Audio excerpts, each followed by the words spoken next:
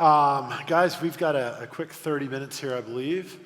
And so I am Travis Wilburn, the founder of the 100 Collection, a platform that, amongst many things, is built on direct bookings, guest experience, something I take very, very passionate.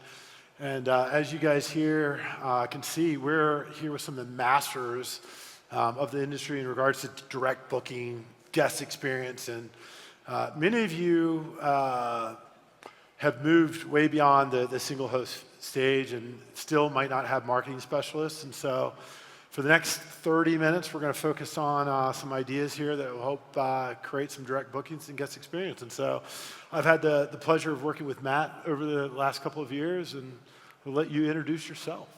My name is Matt Orley. My company is called Red Cottage, and we're a PM that covers the Northeast, basically from PA all the way up through Maine, but really we're anchored by the Hudson Valley. And we've done a lot to drive direct bookings, including build out a really robust membership and loyalty program, and I'm excited to talk about it. Arthur? Hey everyone, my name's Arthur Colker. I'm the founder and CEO of StayFi.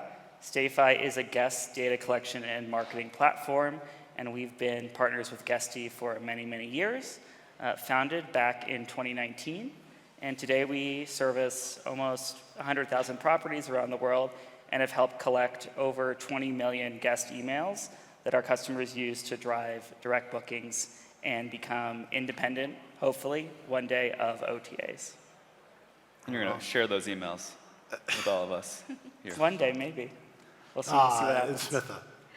Hi everyone, my name is Smitha Achar. I currently manage guest experience at Wander.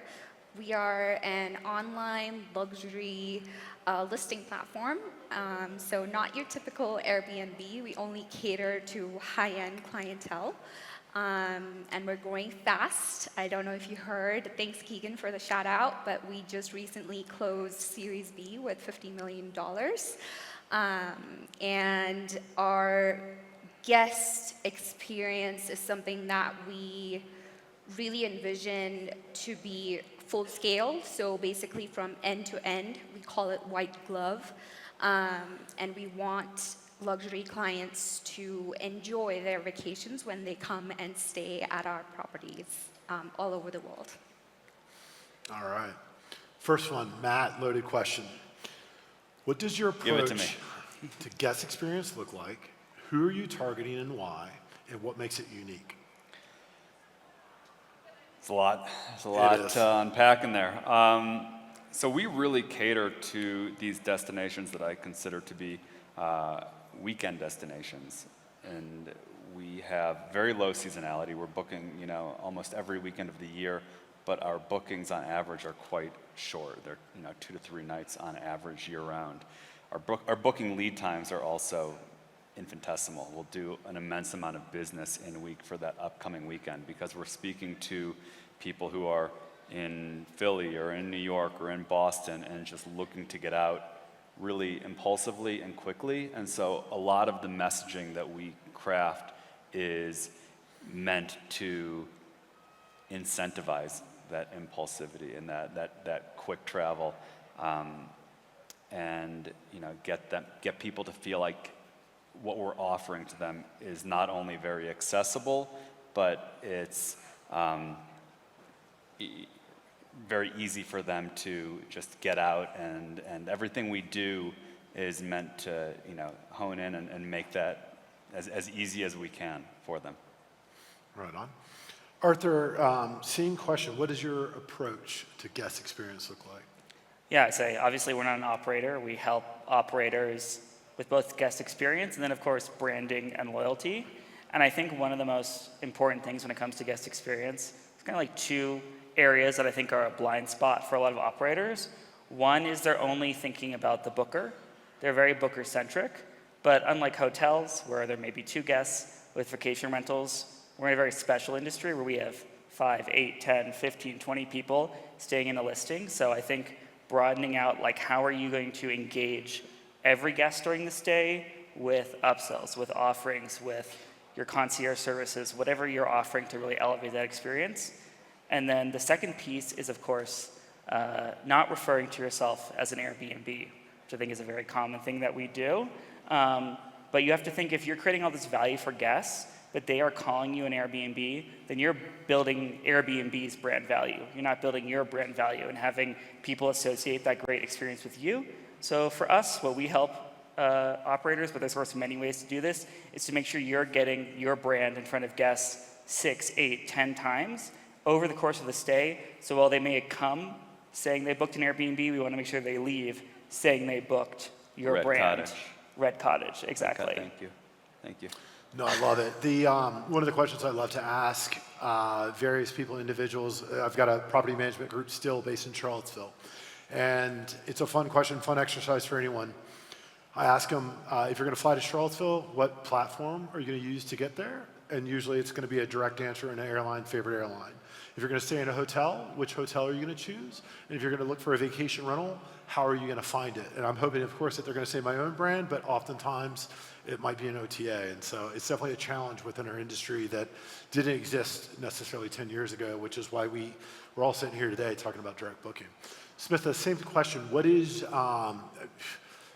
you guys are incredible with guest experience there at Wander. Can you talk a little bit about it?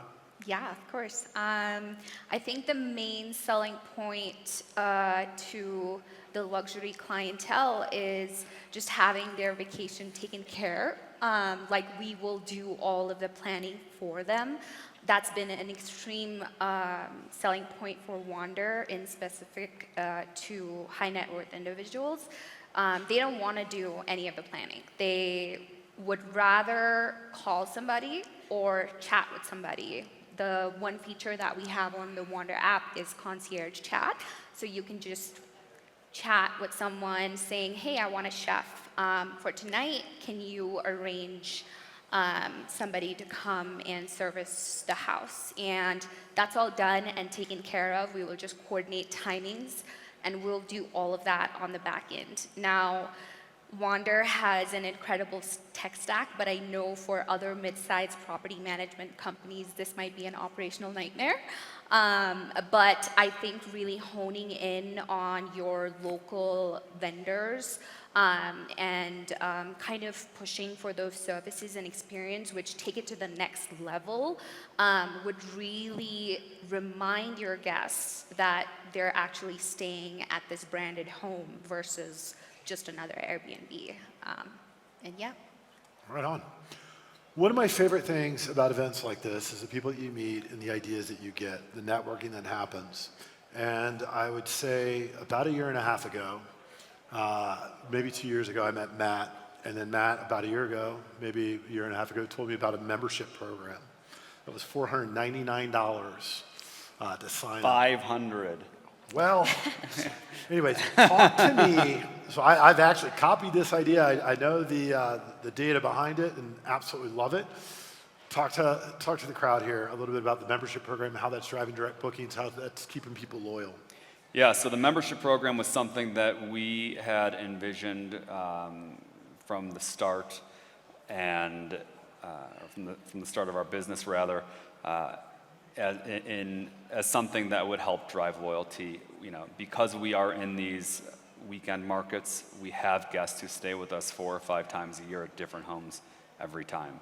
And so thinking about how we could continue to lean into that and make sure people were thinking of us first when they were going to book a great home was really the catalyst for building the membership. And so what it is right now, it's $500 for the year. You get 10% off your stays. You get waived fees. We'll waive your cleaning fees if you stay for a certain amount of time. We give you introductory pricing on every new home we launch. We'll give you 20% off for the first 30 days of that home. We give you an extended calendar window so you can book further out than non-members. We, of course, do all the concierge. We send you gifts. We make you feel like you are totally part of our business, and it's been amazing. We've sold hundreds of these memberships, and the stats off the first year when we launched it, we launched right in the middle of 24, and about 20% of the members who signed up stayed 3 or more times in the year. We had one guest who stayed with us 11 times last year at different houses every weekend. And we've continued to sell them throughout 2025, and it's been great. What I love about this program is it's the closest thing to driving loyalty, but via membership. And so when I flew to Mexico City, I never looked at another airline. It was Delta. I've got status, and I'm going to spend my money there because I need that status again. And It's the exact same thing with booking. I'm not even going to look at a different platform.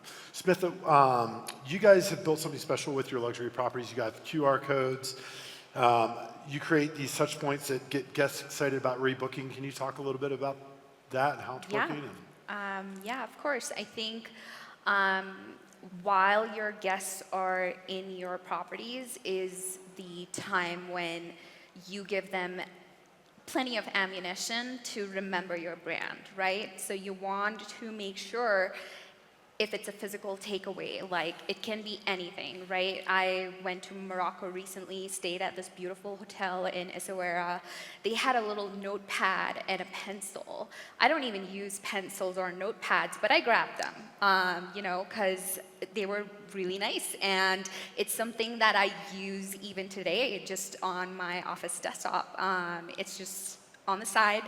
Even though I might not book Morocco the next weekend, but that brand is now ingrained in my brain, and I would just keep thinking of like my next trip, I'm definitely going to go back.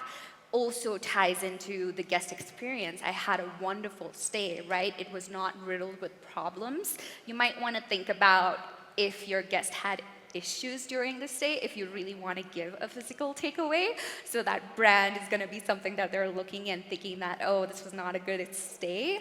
So there's that aspect as well. But something simple like a QR code on a notepad, fridge magnets, keychains, any of these things really go a long way.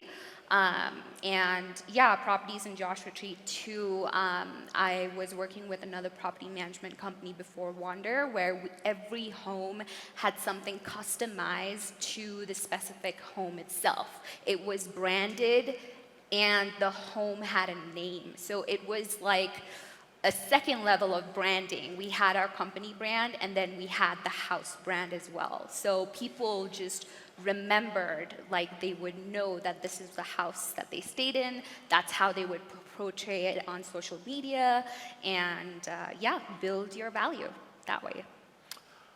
Arthur, with StayFi, do you guys have marketing specialists? So our platform for email marketing is self-service. So we have both data collection tools, and then we have our own CRM and email marketing tool. But what makes our tool special, and I think one of the key points, is we talk to a lot of folks who want to do email marketing. Maybe they've tried using MailChimp, but they didn't have a dedicated person, so they fell off. So our tool is really built around pre-built automations, because we want to make sure that you're sending something to your guest database at least once a month. And whether that's a drip campaign that's going to get sent every month, or we help you build templated newsletters that you're sending every month, that's super important. Because if you think about your guests, the amount of percentage of the year where they're like in market to book a stay is very, very, very small. Like the number of days of the year where they're actually planning a trip to your destination is going to be a very small fraction. So you need to make sure that you are appearing in their inbox, in text message marketing, whatever the channels you want to use, at least once a month, so that when they are in market, you know they're going to go to Airbnb, but they're also going to go to your site, so that they're checking out the rates there and seeing how they compare. So just making sure that you're staying top of mind consistently, even if you don't, let's say, quite have a membership program, right, that's going to drive that loyalty, just making sure you're there frequently enough so they remember you when it's time. It's all about collecting emails right now. And Matt, you had mentioned that you convert the OTA bookings and collect those emails without violating terms of the platform. Can you walk through a little bit about that process? Well, I mean, we're communicating with our guests and presenting so many different touch points during the course of the stay that reinforce the brand, that you leave knowing exactly who you booked through. And whether that's collateral on site or whether you're calling and speaking to someone in our office about your stay, there's always just the brand name being reinforced, and we focus on that heavily. Smitha, in your former role, you were a fairly large Guesty user and a master of upselling. Can you talk a little bit about how you were using that platform, or the Guesty platform, to upsell for guest experience? Yeah, of course. Upsells are a really good revenue source, which we didn't know how much we were losing until we actually started doing it. So it's something I would encourage a lot of the smaller property management companies to just utilize. Guesty has plenty of features, and I'm also going to give a shout out to Enzo Connect. That is somebody, that's the team that I worked with in my previous company, where selling upsells was done so well, you would not even know a guest was getting an automated message. It was seamless. It was a conversation between a guest. Upselling late checkouts and extending your stays. That was another upsell that we really capitalized on, because if it's $50 to check out late, but for $100 I can stay the entire day and leave whenever I want, why not take that $100 and open up your gap night? So that means you're taking care of your gap nights as well. So something that I would really encourage all of the smaller and mid-sized property management companies is definitely use upsells. And you can do upsells in many different ways. Early check-in, late checkouts, extend your stay. Mid-stay cleans is another one where people, if they're booking for more than a week, it gets quite dirty for more than a week. So you can have, especially with a family, with kids, one of them, I would definitely love for someone to just come and take care of it and just not deal with the hassle of cleaning up. That is something that you want to capture with your guests. Have that option available, right? And it's so seamless, they can do it within an email or within an app or just by texting somebody. Don't make the process too time consuming, because then you're going to lose them. You're going to lose that selling of the upsell. So I like upselling an on-site greeter because we don't, go on-site when people arrive, but we can upsell it, and people will pay for that. yeah. And it's also a good way to check in on a large crew. If they're throwing a party, you want to go and see what's going on, right? So definitely do those kind of pushes to the customer. Arthur, so when we first started our groups, our property management companies, short-term rental companies, we're 100% direct. And I always hear these different ratios. Hey, we're 80% direct, 20% OTA. Kind of two questions here. What do you think is a healthy goal for 2 years and 5 years in to percentage direct versus OTA? And then what are some strategies that you would start immediately to start driving direct traffic? Yeah, I mean, I talk to companies that are like, we are 100% direct. I'm like, are you 100% booked? And the answer is no. So I mean, I feel like it's always a delicate balance of, do we want to prioritize direct bookings first, and then we're using OTAs to fill in the remaining nights, right? I always think you should not be like completely dependent on only one channel. I think some of our best performing customers are sitting at the like 60-70% direct, and then like a healthy distribution amongst other channels for the rest of their bookings. But we see people with 0% direct that start with StayFi all the way, they're at that 80-90%. So it's kind of crazy how distributed that is in the industry itself. And then things that you can do right away, definitely number one is look at your OTA listings and seeing, is there any way to subtly place your brand in your photos, things like that, because billboarding is real. Guests are becoming more sophisticated where they will Google the name of your listing and see if they can find you directly.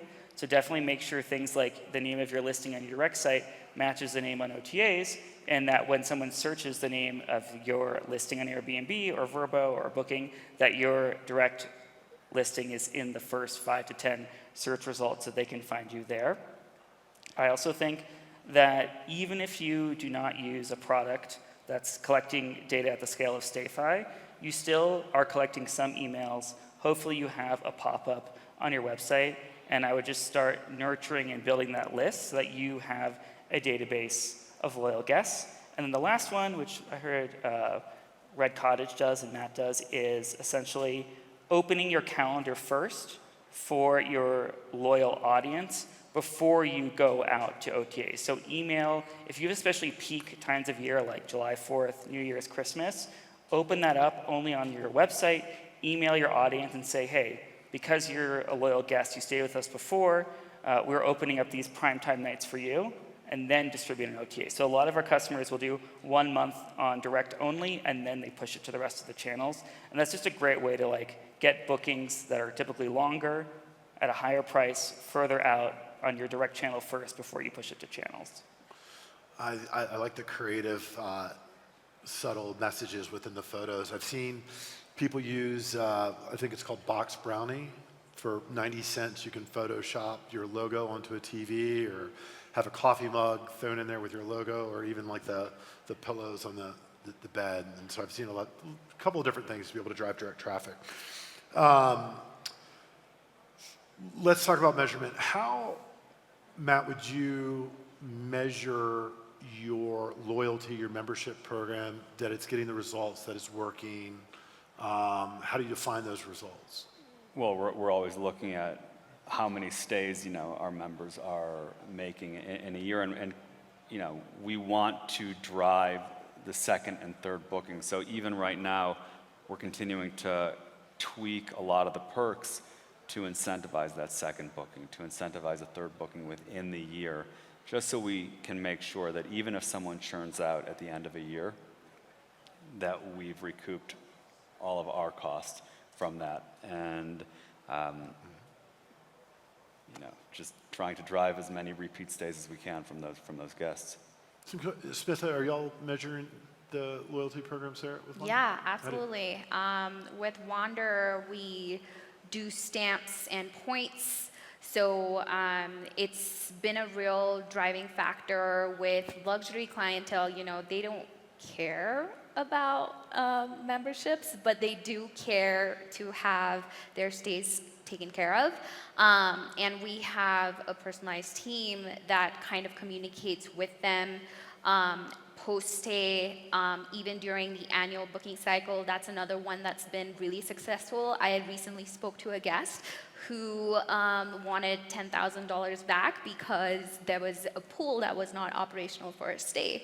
But she told me that she wants to come back next year because she loved the house. And can she book for the same days next year right now? And then she'll consider that, as settled. I don't have to give her the 10K back, which worked out. So, just making sure you're retargeting your customers when they check out, especially looking at their life cycle. Annual bookings are usually when guests come back same time next year. So you want to target based off of your booking window. Let's say they book 3 or 4 months out, make sure you have an email going 5 or 4 months before their annual anniversary. Just as a reminder, it doesn't have to be very invasive, and just let them know, offer them some incentives to kind of book and lock in your deal. That really helps with bringing back people for their second, third, fifth, 10th stay. Arthur, you work with so many property managers. What are some of the larger mistakes that you see people doing when trying to drive direct traffic? Yeah, one is definitely measurement and attribution. So it can be a struggle to understand how your direct site is performing and where traffic is coming from, especially if you're not familiar with Google Analytics and e-commerce tracking. And these are all new, they're not terribly difficult to learn, but they're all kind of marginal new products that's either you or someone on your team has to learn. I think a great way that people don't realize they can do attribution is just with promo codes. It's a very simple way, my ads, I'll use one promo code, and my emails use another. And then every time I get a booking that uses that code, it's very clear that it came from that channel. I think some people have done, there's a lot of people that work with social media influencers, and again, they really fail to you need to make sure you nail down the deliverables and have a plan to capture the ROI in advance. Because you see a lot of people, they're like, hey, I paid these folks to stay, they produced all this great content, but I have no idea if it did anything at all. So it's really you need to plan out in advance any type of campaign, especially if it's paid media or influencers. What is the way you're going to measure the ROI of that campaign after the fact?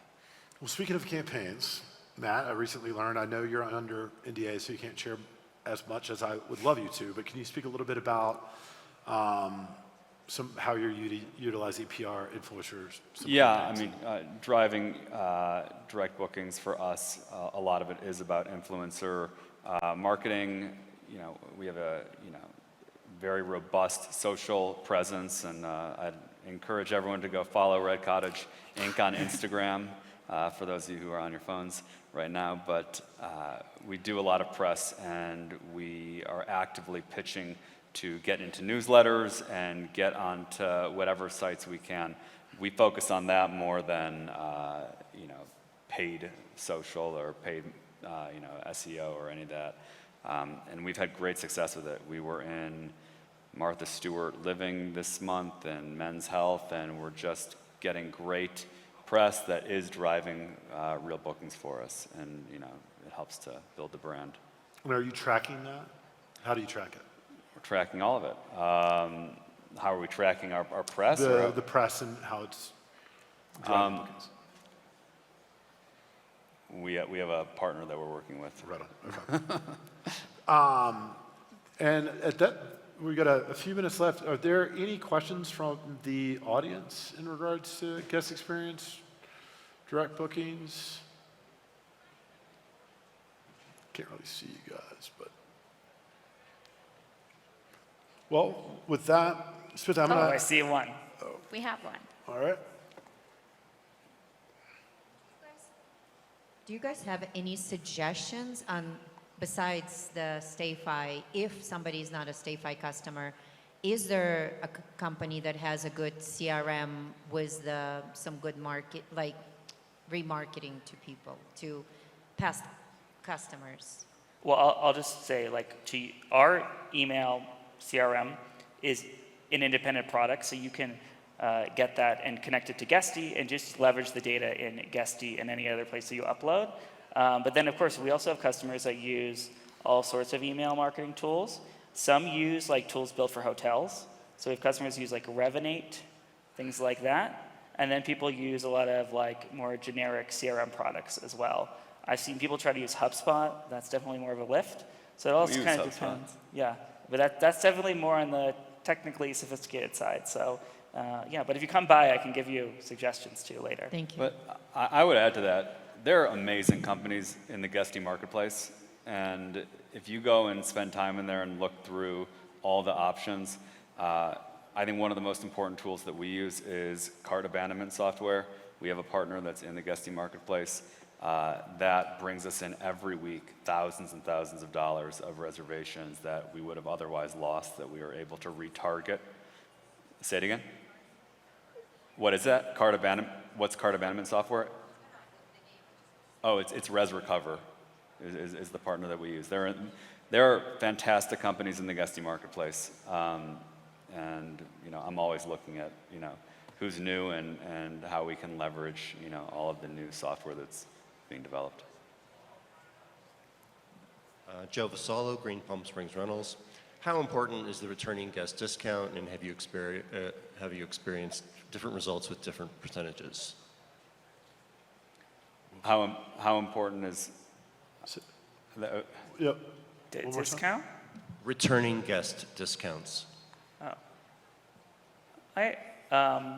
So we see people take definitely two big approaches to this. One is they always have a delta between their direct price and their OTA price. There is a great product called Direct Booking Tools, which integrates with just about any website, where when the guest is in the checkout, it will tell them the OTA prices versus the direct price. We see other customers that keep those prices much closer, and then leverage promo codes and things like that for loyalty. As the other thing is you can also drive, I think Matt mentioned things like this, but things outside of, other things of value outside of just price. So we see like guaranteed early check-in, guaranteed late checkout. A big one is like included attraction tickets in your destination. Like if you're in a destination where everyone does XYZ thing, does golf, you include like two of that kind of ticket or experience. So anything of value outside of price is also a nice thing to experiment with. I also think that we're in this sort of unique segment of the industry of hospitality where people have been conditioned to think that they can haggle and they can ask for discounts.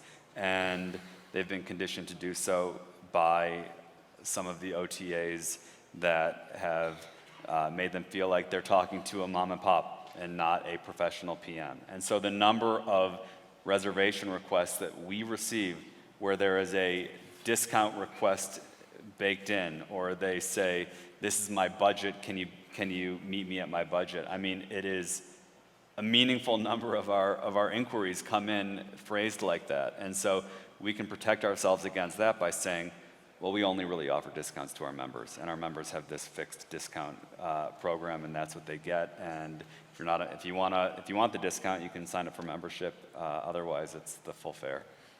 Absolutely love that as an answer. Also, one of the things that's worked really well for our group, and one of the questions that we ask property managers when we're looking at with them at the 100 Collection is what their top 3 challenges are.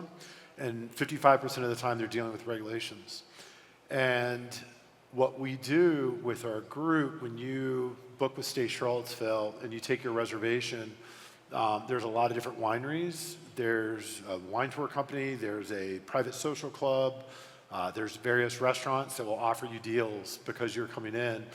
And just as a general rule, the tourist is generally going to spend 3 to 1 what the local resident will spend. And so, anywho, we're sending business to them. Our guests are getting a better deal. And most importantly, the businesses are paying attention to what we're providing for them. So if we do need them in the future for regulatory issues, hopefully they'll be there as champions. With that, I think our time is up. Thank you guys so much.